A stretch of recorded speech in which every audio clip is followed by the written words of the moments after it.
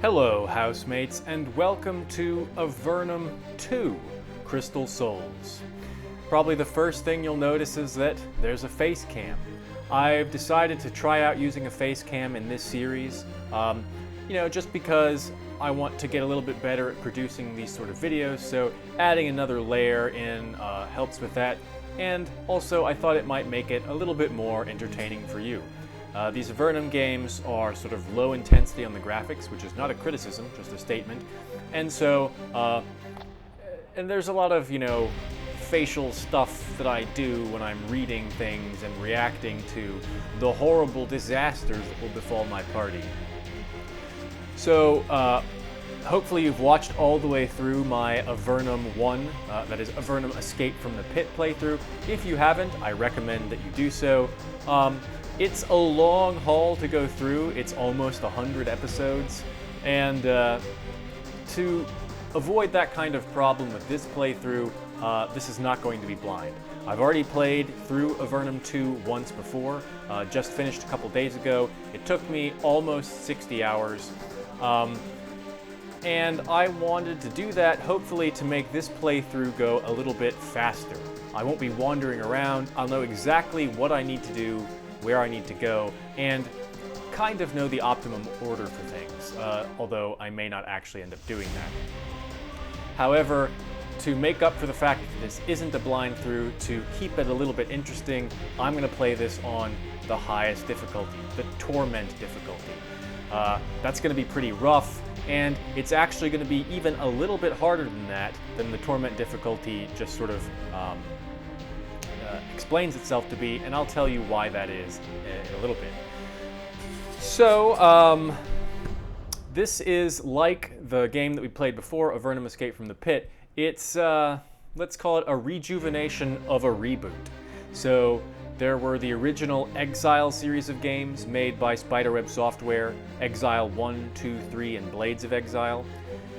Then came Avernum 4, 5, and 6, which were the sequels to the Exile games. Or maybe they redid the Exile games first in the Avernum fashion. But in any case, Exile 1, 2, and 3 and Blades of Exile were all rebooted into the Avernum style. That is, the different graphic setting and mechanical underpinnings. Then, subsequent to that, this original trilogy of Avernum 1, 2, and 3 have been rejuvenated, or at least at this point, as of July 1st, 2016, Avernum 1 and 2 have been rejuvenated.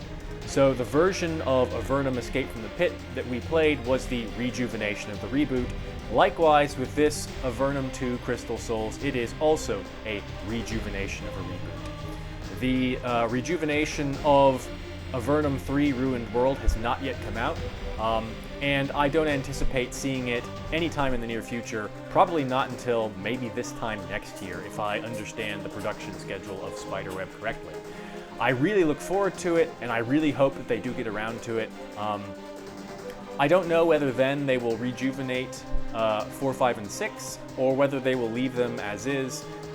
That would be a long time in the future, and I do want to play through all of those games, so we will play through Avernum 2 Crystal Souls, and then we will wait however long it takes for Avernum 3 Ruined World to be rejuvenated, and then close on the heels of that, we will play Avernum 4, 5, and 6. That's long into the future. I do hope that I'll still be doing YouTube content that far into the future, but you never know. I might be dead. So, with that charming and uplifting observation out of the way, let's get into creating some characters. Now, you'll see that there's a character editor in this game, and that means that you can, during really at any point in the game, you can edit your party. You have to turn this on because it is kind of like a cheat option, so we're not even going to look at that at all. What we're going to do is we're going to start a new game. So, you'll notice first off that we don't only have humans to choose from. We can now choose also from Slith Surukai and Nephilim party members. Because new races have been introduced, each race has some sort of bonus to go along with them. No one has a penalty except sort of relative to the other races. There are no absolute penalties, only absolute bonuses and then relative penalties. So you can just mouse over the race portrait there and it will tell you what's going on. Humans get a bonus trait every 4 levels. That is in addition to the traits you get every 2 levels just for going up levels. So that means at the end of the game, humans will have, if I've done my math correctly, 22 traits to spread around. On the other hand, the Slith, Zurkai, and Nephilim will have only 15. So the humans have almost 50% more traits than non-humans. That is a tremendous boon. It really makes the humans a hands-down best choice to play for minimaxing. We are not going to do that. My first playthrough I played with all humans just because it was obvious to me that they were much more powerful. This time we're going to, for the sake of some additional dialogue and flavor, play with all 3 of the races. So that means it's going to be slightly harder than even the Torment difficulty advertises. A kind of half turn up, maybe a quarter turn up of the difficulty. So I think that makes things a little bit more interesting. So what do the other 2 races have in terms of their bonuses? The Nephil, which are the weakest as far as I'm concerned, have plus 10% to missile damage and plus 10% to cold resistance. The cold resistance is of course helpful. There are a number of cold spells. The missile damage really is why they're so weak. Arrows and thrown weapons are good, but I don't think they are ever able to do as much damage as a well thought out melee attack strategy. You can, with the sniper trait, get some interesting additional effects added on to your melee attacks, your missile attacks without battle disciplines and without any kind of enchantment on your bow, but that's a great deal of investment in skill points. Additionally, battle disciplines are not very helpful with missile weapons. There are 2 uniquely ranged battle disciplines, and then of course Adrenaline Rush, which will just let you shoot a lot, but it also lets melee attackers attack a lot. So I think missile damage, missile weapons, that is bows and thrown weapons, are just underpowered as a strategy compared to melee weapons, that is swords and then pole weapons. Finally, the Slith get plus 10% to spear damage and plus 10% to fire resistance. The plus 10% to spear damage is pretty good. So why does that still, I think, come out as weaker than the traits that the humans get? Well, if you had a human using a spear or pole weapon, then, well, you know, they would be able to get that 10% extra damage with probably 3 points spent in traits, 3 out of their 22, and that's just a little bit less than half of their bonus traits. They cancel out all of the bonus except for the fire resistance of the Slith. So I think really the humans are hands down most powerful. Okay, with all that out of the way, let's delete these pre-mades. We're going to go with all custom characters. I'll explain a little bit why when we go into the leveling up. My first character is going to be... it's going to be a human. So what I'm going to do, and this is also going to add a little bit extra difficulty, another half turn, maybe a quarter turn, however you want to think of it. I am going to do 3 more or less warrior types and then 1 hybrid spellcaster. That is, I will have 1 person who's responsible for doing all of the spells. That's all the healing, all the summoning, all the elemental damage. So that's focusing a lot into 1 character, which means that character is incredibly important. If they go down, we are pretty much screwed. They're also responsible for all buffs and removing of debuffs. So we have to be very careful with them. We can't let them die, and we have to manage their turns, their action points very carefully. It probably means that we're going to want to have on them at all times speed potions. I'm not doing a singleton playthrough. The sort of epitome of difficulty would be doing a non-human singleton Torment playthrough, which is just asking to sort of give yourself a heart attack as far as I'm concerned. The hybrid spellcaster simulates a little bit of that singleton difficulty in that we only have one person as a go-to for our spells. But of course we have 3 players to support them, none of whom will have any spell ability whatsoever. I'm not even going to give them a little bit of priest skill so that they can heal themselves a bit. That's your sort of standard 4-party Torment approach, is everyone has, or a couple people have a little bit of priest ability so that healing can be done without consumables from multiple sources. I'm not going to do that. So this first person is going to be a human. They're going to be a sword and shield fighter. I'm not going to do any dual wielding because ultimately it doesn't pay off, especially I think in a Torment playthrough, because of the massive to-hit and damage penalties that you take from dual wielding. You have to invest a tremendous amount of points to overcome that into the dual wielding skill, and I'll show you why that's the case once we get to the point screen later on. So we're going to be a human. You're not going to be a soldier, you're going to be custom. Next character is going to be a custom Lethe. This character is going to be a custom Nephil. This character is going to be a custom human. Okay, so let's look at our names and other customization stuff. I don't want to be Aldous. Let's see. Actually, let's pick the portrait first. So, a fighter, sword and shield. I really like this portrait, except it has a bow on it, which is kind of misleading. That's just dumb. You're gonna get eviscerated looking like, dressed like that. I mean, how do you even get chainmail to do that? That doesn't make any sense. You would also be eviscerated, and you have a mullet. Alright, that is not a... these aren't fighter portraits. No. This guy also... yeah, I don't know what your deal is. So this is kind of appealing.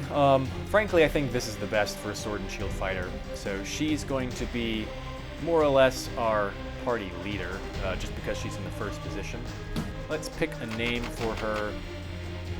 People in Avernum have fairly normal names, humans in Avernum, I should say. So what do we want to pick for her?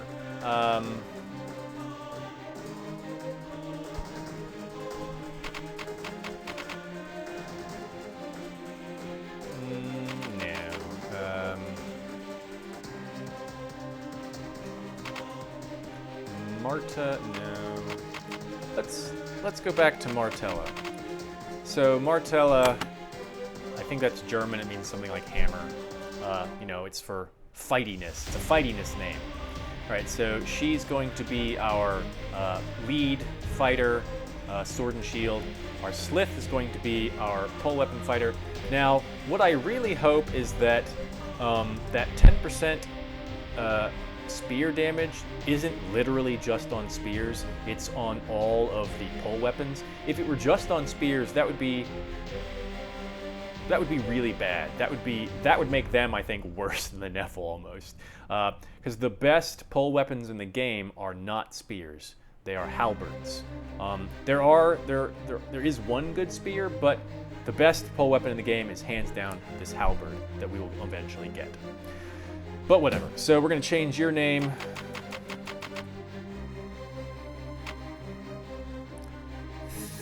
They do lizard stuff.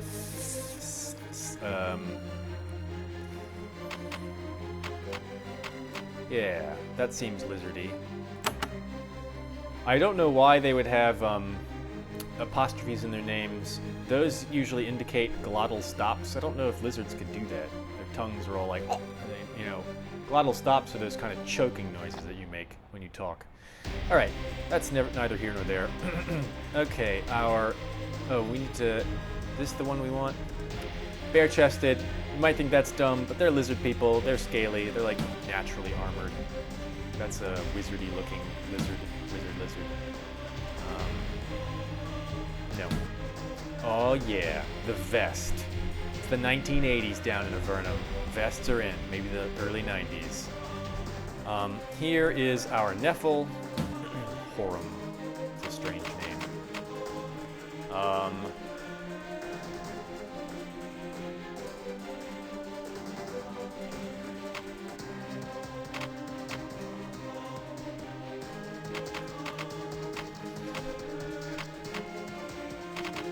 That's the name of the home world of the what are they called? Oh, that's the name of the race in Master of Orion, the Mershan. So let's go for that. He's wearing like a dicky and a loincloth. That's not cool. Angry chainmail wearing muscular cat. That's pretty good. Vest and headband. That's what we're going for. 1980s, early 90s. That's how these Avernites roll. Fashion is a little bit behind down in the underworld. They haven't gotten the latest trends from above ground yet. Okay, and finally our spellcaster. Let's see. There's a particular portrait I absolutely love for spellcasters. No, not you. This dude. This is just the best. The little avatar, it's alright, but it's the actual character portrait itself that I really like. It looks really cool. This dude looks like he means business. So that's what we're going to go with. His name is not going to be Cordelia. Let's see. What would be a good name?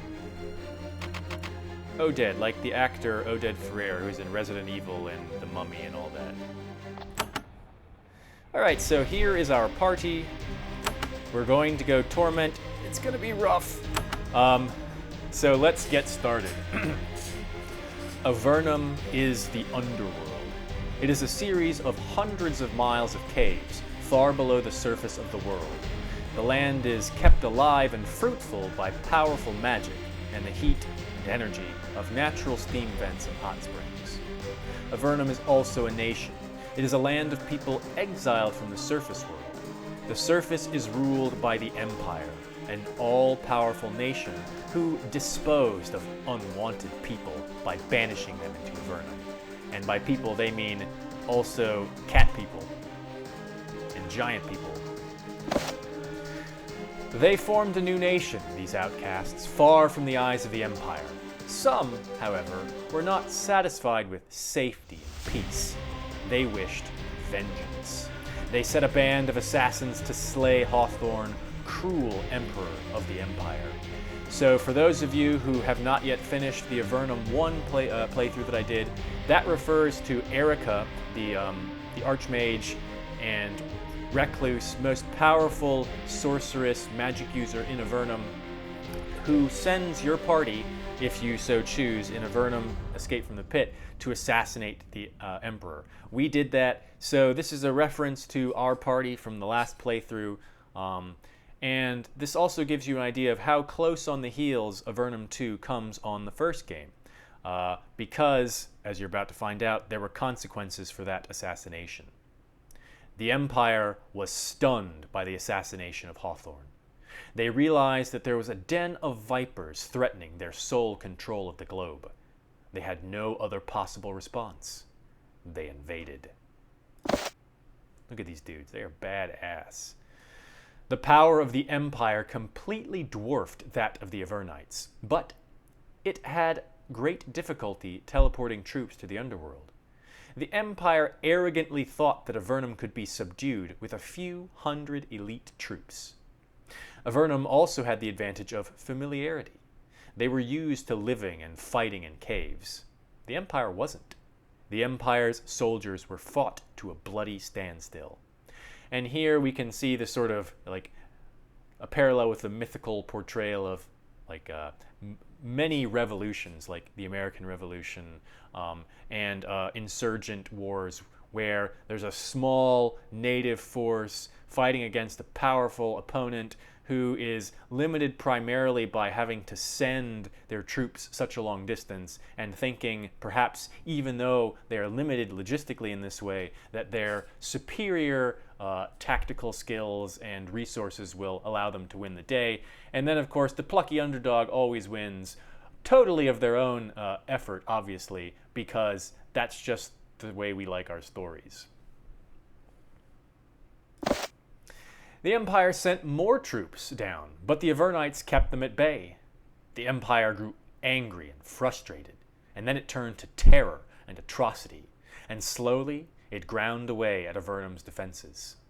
Little by little, cave by cave, the invaders won victories against Avernum. Then, when things looked like they couldn't get any worse, a new disaster occurred. Things can always get worse. They can't always get better. Magical barriers appeared all over Avernum, splitting it into small sections and blocking all roads. Nobody knew who made these barriers. Maybe the Empire. Maybe not. Just as the barriers appeared, you arrived at your first posting. You have just joined the army of Avernum, eager to join the good fight. Your dreams of heroism were short-lived. You were sent to Fort Ganrick, a tiny, unfinished outpost in the far northeast corner of Avernum. So these barriers, it would be pretty terrible if someone inside Avernum was making these in order to help the Empire. Maybe we're being betrayed from within. Your dream of great victories. You dream of great victories, of deeds that turn the tide and save your homeland. Instead, you reported to Captain Vidican and were put to work digging out storerooms. Fort Ganrick isn't ready for warfare. Yet. Each morning, you wake up in a damp cave, looking forward to a long day of shovels and picks. It's hard to imagine anything that could happen which would enable you to strike a mighty blow against the Empire. Sad times. All right, here we are in all our glory, this damp cave, ready to dig out some fucking storerooms so we can store disgusting mushrooms and lichen, which form our poor, pathetic diet. What we're going to do before we end this first episode is go through character creation. So this episode's going to run kind of long. I've done a lot of explanation. Here we go. So I have planned out this playthrough. I've, through my own experience, made some decisions and also consulted some guides from other people that you can find in the Spiderweb forums, the Steam forums, and that kind of stuff. So I have everyone's level advancement planned out, got it written down and everything so I don't accidentally deviate from it. Like I said, 4 characters, Torment. We have our sword and shield person here. So because things are going to be tougher and do more damage, there's not really much in the way of points to spare for anything other than strength and endurance for our melee characters. We're probably going to want to split them pretty evenly, trending towards endurance most likely. So when we have an extra point, when we have an uneven number of points, we probably want to put the extra one in endurance. Because if you're dead, you can't do anything. So we're going to start off with 2 in endurance, 1 in strength. So strength is how muscular you are. Improves your chance to hit and damage with melee weapons. That also counts pole weapons. Enables you to wear heavier armor without being encumbered. Having more of this is a great benefit to warriors. Obs. Endurance measures how hardy you are. The more endurance you have, the more health you'll have, and the less poison and other such afflictions will affect you. Also helps you resist harmful magic. So, you can see it puts up our poison and acid resist, as well as our health. It doesn't put up our mental resistance. That's what intelligence does. And strength, there's no visible effect to strength in terms of your stats here. And it doesn't tell you exactly how much it improves your chance to hit and damage. That's a little bit opaque. A lot of things will tell you exactly how it works. You'll notice down in resistances, from Avernum Escape from the Pit, there's an additional resistance which has been added, namely armor resistance. At least I don't remember it being there before. Okay, start off at level 1, and we're going to be focusing on combat skills for 3 of our characters. Now, the base weapon skills down here are the most important. You need to have a certain number of these to access battle disciplines. The battle disciplines are special abilities for warriors. If you ever played D&D 3.5, the Book of Nine Swords, that's kind of what battle disciplines are. They're these special abilities for warriors that are, kind of magical, seeming, supernatural in some way. Most important, you want to get to Adrenaline Rush, which gives you, I think, 20 AP when you use it. and you only have to have 1 AP to get it to work. So as long as you have 1 point remaining, you can hit that adrenaline rush and then attack about 3 times. So that's a tremendous boon. That works for melee attacks, ranged attacks, and if you happen to have a spellcaster who had 15 points in a melee weapon skill, or 15 points across the base weapon skills, they could also use Adrenaline Rush. And that's, of course, a key tactic for singleton play. You need Adrenaline Rush, then you can spam like 3 AoE spells in a row and just wreck your opponents. But of course, we're not doing singleton, so our magic user will have no base weapon skills at all. So this being our sword and shield person, we will focus on doing that down here. Ultimately, we want 15 melee weapon skill. Again, to get the battle disciplines, you would need 15 spread across these bottom 4 here. We are not going to worry until maybe the late game about possibly putting some points in bows. It can be useful for even your melee-focused people to have some amount of missile weapon skill, because sometimes they're going to get ensnared, they're going to get immobilized. Sometimes they're going to kill off the only thing right next to them and still have some action points left. You can't move at that point, but you could switch to your missile weapon and fire off a shot at somebody else. And of course, carrying a bow around is something they're going to do anyway because it can give you a little bit of stat bonus. All right, so what we're going to focus on for this character, for Martella, is melee, and then of course we're going to want hardiness because that makes us tougher, reduces damage taken from all sources, even magic. So that's very important to us. So these two are what we're going to focus on. We will also want to get some Blade Master at some point because that simply increases our damage faster than melee weapons.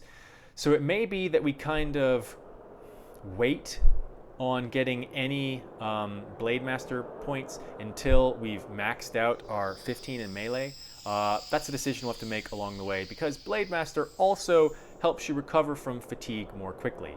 Fatigue is the cooldown on your battle disciplines. Different battle disciplines have different lengths of fatigue. So I think Blade Master is not key to get early on. You will occasionally get some items for your warriors, weapons, armor, even I think trinkets, which can reduce your fatigue time cooldown. And you can get some traits that work on that as well. So we are not going to focus on that at the beginning. We're going to focus only on these 2 skills. We might eventually do some riposte and parry. They're not really worth it. You can see you get 3% chance per level to turn a melee attack back on the foe swinging at you, and here a 3% chance per level to reduce the damage taken from a missile or melee attack. It does reduce the damage pretty significantly. You do have to be hit in order for it to work in the first place, and I'm pretty sure you have to be hit in order for this one to work as well. And the damage that you reflect back on your attacker is kind of pathetic. So riposte, I really don't think is worth it. Parry might be if you have some extra points to allot. Now we will probably want to put some luck and cave lore on even our fighters, and maybe some tool use. Tool use, cave lore, first aid, and arcane lore all spread across the party. That means for relevant checks, it doesn't check just whoever is interacting or the highest single skill on a single member of your party. It checks the sum of that skill across your entire party. That's true for, again, first aid, how much energy and health you recover at the end of battle. Arcane lore, which allows you to read spell tomes that you find in dungeons. Tool use, which allows you to unlock doors and undo traps, and also to use secret wall buttons. And finally, cave lore, which allows you to avoid wandering monsters, avoid some scripted encounters, and as it says, reduce the certain magical effects that you have on your party, and also helps you forage for treasure. That is, you find more treasure, you can get more ingredients from alchemical ingredients from ingredient patches. Cave lore is super good to have. You can train in cave lore. You cannot train in tool use anywhere. You can't. I think you can train in arcane lore. But even if you can, it's not necessary. This is all going to be focused probably in one character for our party. Arcane Lore does give you mental resistance. I think in Torment, our 3 fighters, they're going to get stunned and charmed and dazed a lot. And there's really not much we can do about that. We're going to have to just rely on having a lot of action points for our spellcaster to undo those mental effects on them. So we're not going to worry about Arcane Lore for them. Tool use, again, it's spread across your party. How much of it do you need? I mean, to get into absolutely every door that you can possibly get into, you need 20. But that's way too much. 15 is also probably too much. There aren't too many things that you will not be able to get at all that are important with, I think, maybe like 8. And also importantly, there is one place and one place only in the entire game where it does matter how much a single character has in tool use. Now that place is, again, not crucial. It doesn't get you something that you need to complete the game or to complete every quest in the game. What it gets you is, well, I'm not going to tell you. I'm not going to tell you what it is or where it is. But it's very late in the game. You will probably already be max level by the time you get there, and so it takes you by surprise. There's no way to see it coming, and then you're just basically shit out of luck. We may worry about that, we may not. I am not going to focus, I'm not going to put anything in tool use with this character, I don't think. Yeah, I'm not going to do that. I am going to put something in cave lore. Well, the thing about tool use is that you have to have something in tool use to have something in first aid. So you can see, if you don't have any pre-spells, how many points you can put in first aid is entirely dependent on how many points you can put in tool use, which is kind of obnoxious. So that means our first aid, frankly, is going to come largely from our spellcaster, because he will be able to get access to first aid through his pre-spells. Let's see, do I want to bother with any luck right off the bat? No, I think it's wisest to get access to some battle disciplines. All right, now we come to traits. Remember, humans will have 22 traits over the course of the game. Traits, unlike the combat and magic skills, you cannot pay to train any of them at all. You will pick up one. I think there's only one beneficial one that you pick up randomly. There are a couple of negative ones that you can pick up randomly. So, yeah, you have to plan this out very carefully. Now, there are some traits that seem pretty helpful, but ultimately aren't necessary. In particular, quick learning and great wisdom. In a game like this, I would usually suggest, in an RPG, I would usually suggest, of course, you want a bonus to experience. I had all of my characters in my first playthrough had both of these, and so that's getting them a total of, I guess, 9% extra XP. But of course, I was level 30 long before the end game. And it made things a little bit easier, maybe a little bit too easy. So I'm going to forgo those in this playthrough entirely. And I'm going to rely on the fights, the wisdom crystals that I find, and the quests to get my people the XP that they need to get up to the level. So level 30 is not the level cap. At level 30, or after level 30, you stop getting attribute points every level. You get them every 5 levels. I don't know if you get any trait points at all after that. The hard level cap is 61, and we won't get anywhere near that with a party of 4. So, for a melee character, the things you're going to go for, you might think about improved strength and improved endurance. You will get a lot of those skill points from your every level skill point, and you randomly get some skill attribute points for leveling up. I'm not going to worry about that. Instead, I'm going to focus on things like Sure Hand, Mighty Blow, Backstab, and the health modifiers. Backstab is incredibly important. It allows you to do sort of coordinated battle tactics Each level increases by 5% the damage of your melee attacks on any foe that is next to one of your allies. So you have a foe in this square here. Every square touching that foe, as long as there are like two people spread across, at least two people spread across those squares, then you'll get that backstab damage. You can get up to 3 points in this. That's 15% extra damage when you land a hit. That's pretty good. Especially because in order to get it, you're going to have two people attacking, so that's 15% bonus damage to two of your people if they both have it, and they're actually members of your party. Why I make that specification is because not only members of your party, the 4 people that you get to play with, count there. Additionally, any summons that you have and any random allies that you have, depending on a special encounter that you might be in, they also count for this backstab bonus. So if your little goblin that you've summoned is in this square here and you're over here, you get that backstab damage bonus. So although you can't directly control where your summons go and attack, you can kind of anticipate it, and so you can set up some coordinated tactics that way, which I think may be extremely important in Torment difficulty. Obviously, backstab, if you're doing a singleton character, is almost useless. Because you're probably not going to be wasting action point summoning. There are not a lot of special encounters where you have allies, so you wouldn't put any points in it. That becomes much different when you have a party, so I will put points in it. Not now, however. Right now, I want to make sure that I actually hit people. So I'm going to go with Sure Hand. Gives me a plus 5% chance to hit. Ultimately, we'll be putting a lot in Mighty Blows. That'll give us 9% damage increase. So that right there almost cancels out a sort of pull weapon bonus or missile weapon bonus that the other races get. So you can see why I think that humans are just simply more powerful.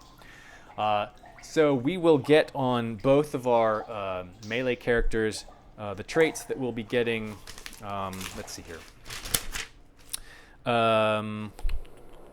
Sure Hand, Mighty Blows, Backstab, Good Health, Robust Health, Perfect Health, Recovery, Fast Recovery, and then it's a toss-up between these Improved Strength and Endurance and the Luck bonuses.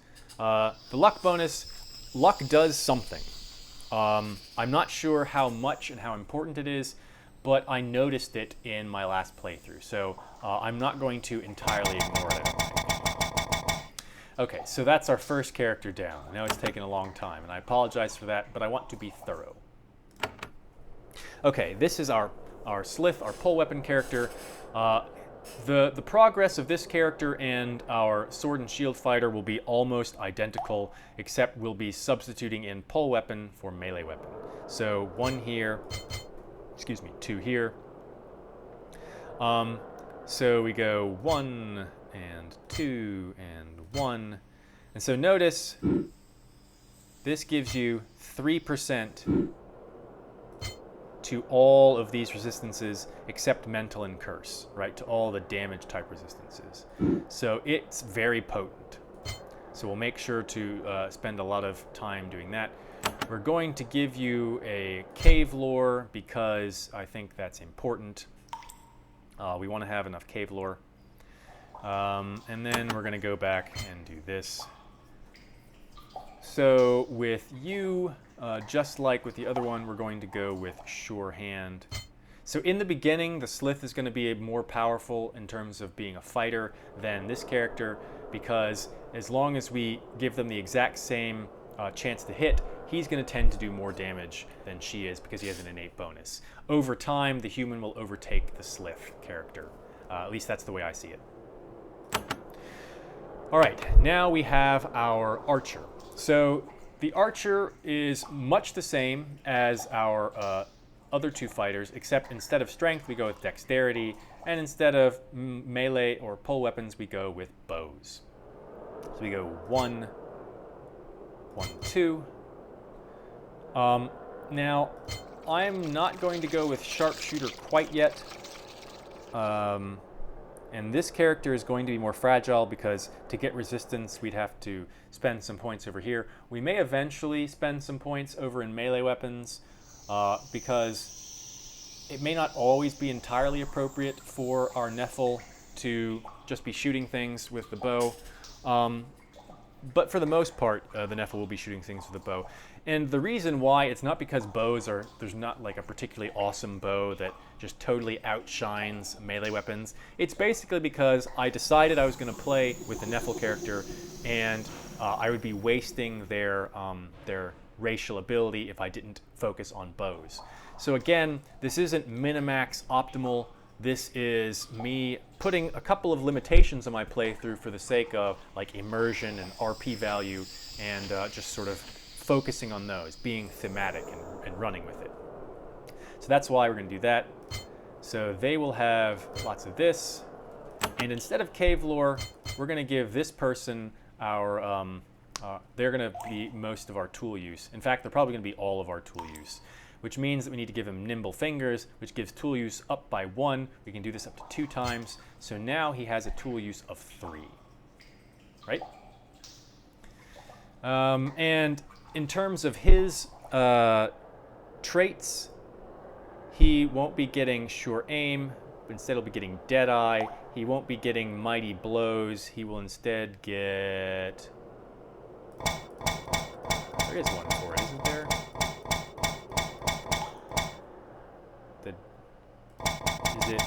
There's sure aim and deadeye. It's right there. So again, these are identical to the melee ones except for ranged weapons, for missile weapons. So one thing I forgot to do, let me go back and point out why I'm not going to do dual weapons with anyone. So the way that the skill points work is they are in tiers horizontally. To access a higher level tier, you need to have a point in the tier below it, also with an arrow pointing, right? So the arrows map out how the skills support each other from the bottom up. So in order to get 1 point in Blade Master, I need to have 1 point in either pole weapons or melee weapons, right? To have 2 points in Blade Master, I need to have 2 points in pole weapons or melee weapons. That is not 2 points distributed across these two. It's 2 points in a particular one. So if I had 1 point here and 1 point here, I could only have 1 point in Blade Master, right? So that gives you an idea of why the soldier class, which at least in Avernum 1 gave you a little bit of pole weapon and a little bit of melee weapon, is kind of stupid, right? For one, it hampers your ability to climb up this tree efficiently. For 2, you are simply not going to use switch between pole weapons and melee weapons unless you're a singleton character. That's about the only time which you would do that, because there are some parts of the game where you have to use a specific type of weapon, right? Pole weapons, I think, are on balance better, but there is a melee weapon that you have to use at some point to beat the game, basically. So since if you're planning your character ahead of time, you know that you're going to use a particular type of weapon, it is absolutely useless to spread points across this, right? They both support the same levels of things, so you don't need any points in melee weapon to get all of these skills here, right? So there is no point in diversifying. There may be a point in diversifying from either melee or pole with bow. If you want to have like these two characters, we might do that eventually if we have extra skill points, or we might just buy them training in bows so that they can be slightly effective with the bows that they will inevitably carry just for the like stat boost that they provide. Missile weapons you should not waste your time on, right? So javelins and razor discs, they do a lot of damage, but they have ammunition, so you run out of them, and they never carry any type of passive enchantment on your character. So it's much better to just use them to get good amounts of money. Especially the razor discs will net you a good amount of cash over time. So there's no point in investing any points in thrown missiles as far as I'm concerned. With this character, we will do bows, we will do sharpshooter, we will do gymnastics only. We don't even necessarily need gymnastics. We will want sniper. The thing that makes sniper worthwhile is this second effect, a 3% chance per level of inflicting a harmful effect on your target, right? So it basically functions like the cloak of curses that the mage can put on you, except just for this character. And so, granted, it's not a high chance unless you put a lot of points into it, but it's still something, and it kind of strengthens bow weapons, missile weapons, for the deficiencies they have in that battle disciplines don't really apply to them for the most part. So we will eventually invest in that. We may invest in this because it gives you a 2% chance of evading enemy attacks, which is good because this character is going to be a bit squishier than the melee characters. And more importantly, a 10% chance of starting rounds with a bonus action point, right? So that is quite good. Now, a single bonus action point isn't actually that great. You never get a higher chance, as far as I can tell. It doesn't say per level. Oh no, it does say each level. So each level gives you a chance of, the way the sentence is written, you get 10% chance per level of starting with a single bonus action point. So at 10 points, you have always an extra action point. The thing that you don't get is more than one action point, as far as I can tell. So we'll probably skip out on that. Sharpshooter is good. It's not as good as Blade Master because Blade Master helps you recover from fatigue more quickly. Fatigue, as I've said, I think, is the cooldown on battle disciplines. Now, of course, if you're focusing on bows, you're probably not going to use battle disciplines that much, except for Adrenaline Rush. And you can get fatigue reduction from traits and items, so it's not really a big deal. The other thing about Sniper, 5% per level chance of taking a bonus shot in a combat round, right? And a 3% chance per level of inflicting harmful effect. That is really good. An extra shot, if you've invested a lot of points into your missile weapons, that can be a good amount of damage and another chance to inflict a harmful effect. So we will probably, now that I think about it, put a good number of points into Sniper to see just how effective it can be. We will probably not put any points in Lethal Blow for anyone. It works with missile or melee weapons, and it gives a 3% chance per level of doing far more damage. Now, it doesn't specify how much damage that is. You have to invest a lot of points to get a significant a percentile chance of this affecting.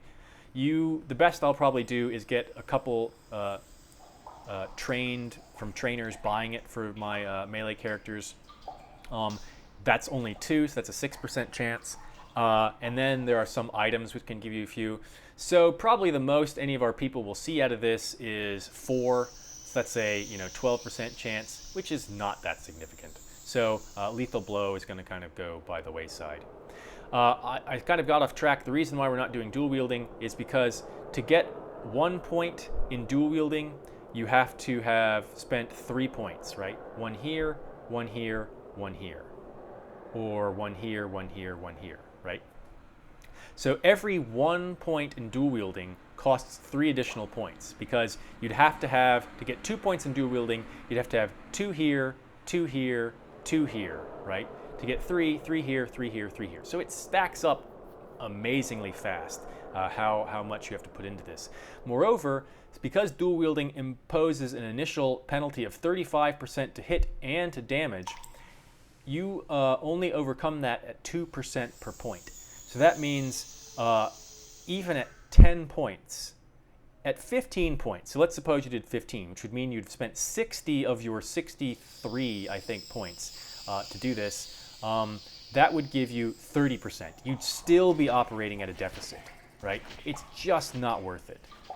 So we're not even going to think about that. I did it in the last game, my original playthrough, just to see how it works. My dual wielder was pretty boss, but I think ultimately you can do better without it. Yeah.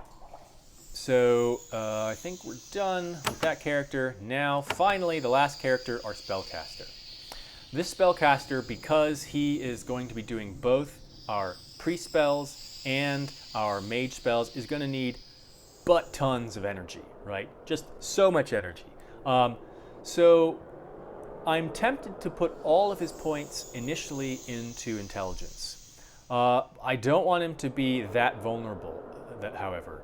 He does need a lot of energy, but he also needs to not die, because when he dies, we have lost all access to arcane stuff, priest stuff, except through consumables, which are just generally pretty garbage. So I'm going to invert. I'm not going to put all of them in here, but I'm going to put 2 and 1 as opposed to 2 and 1. So with the other characters, I put 2 in endurance and 1 in their primary stat. With him, I put 2 in his primary stat and 1 in endurance. We are not going to do anything in terms of combat on this dude. Not a single point. Don't even think about it. We will need to do mage stuff like this. With arcane lore, so you can get a trait, you can get 2 points in a trait, which reduces how much arcane lore you need for reading spell tomes by 3. So that gives you 6 effectively. Now, I can't remember off the top of my head the largest amount of arcane lore you need. There's also an item. It doesn't show up in your traits, it shows up in your special items inventory, Vanadi lore, which also counts for arcane lore as far as I remember. So you don't actually need to put too many points in this. Probably maybe 3 or 4 would get you access to all of the spell tomes. The reason why you might want to put more in it is because, as you notice, it gives you 3 points of mental resistance. And this character, we cannot let him get charmed.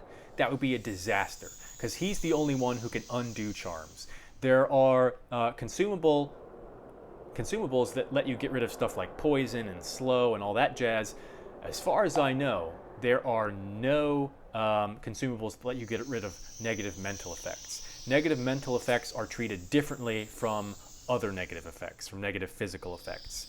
So the only thing that can get rid of negative mental effects, I think, is Unshackle Mind and Divine Restoration. No, excuse me, Unshackle Mind and Sanctification, I think, both get rid of mental effects. But that's it. So our spellcaster has to remain uncontrolled all the time. So we may put more points into arcane lore just for that. Resistance we may not get to. Obviously our other characters aren't going to get to this. It is very helpful. You can see plus 3% per level to all hostile magical effects, damage, and curses. We may put some points into this. We may just have to rely on our gear instead, because we need to spend at most 16 in each of these to get access to all of the priest and mage spells. The top level priest and mage spells each need 16 in their respective skill to get there. Beyond 16, you just get bonuses to effectiveness. We don't have the points to think about that, so we'll get 16 in each of these. We'll get our effectiveness from spellcraft and from a lot of the items that we wear, and also from our traits. So he's also going to be our only source for first aid, but I don't think we can worry about that right now. We need to do this. Okay, so his traits are going to be tricky. Really the only way I think to do a hybrid spellcasting character is to make them human, because you need those trait points. Why? Well, because there are elemental focus, healing focus, summoning focus, and blessing focus, right? So there's other ones, blessing focus,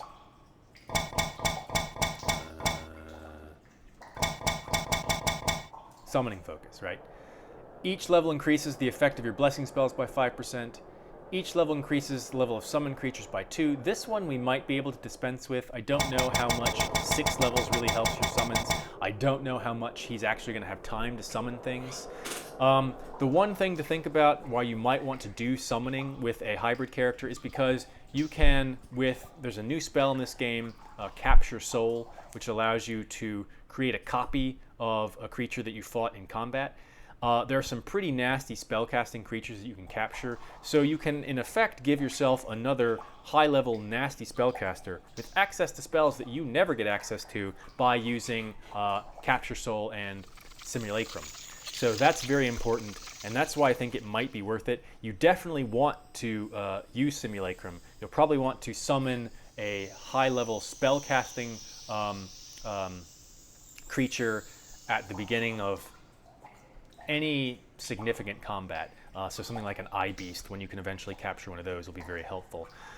So that's why we might think about getting summoning focus. We will definitely want healing and elemental focus. Almost certainly we want blessing focus. There are a lot of items that improve your blessing and curse effectiveness. So if we needed to cut points, we'd cut points there. There is no substitute for elemental focus, and there is really no substitute for healing focus, especially in a Torment game. However, we have to make a choice right here. I think the choice that we will make at this first level is simply Energy Blessing, which gives you a 5% energy increase. Now, as far as I understand, this will scale up as your energy scales up. It's not that you get 5% now.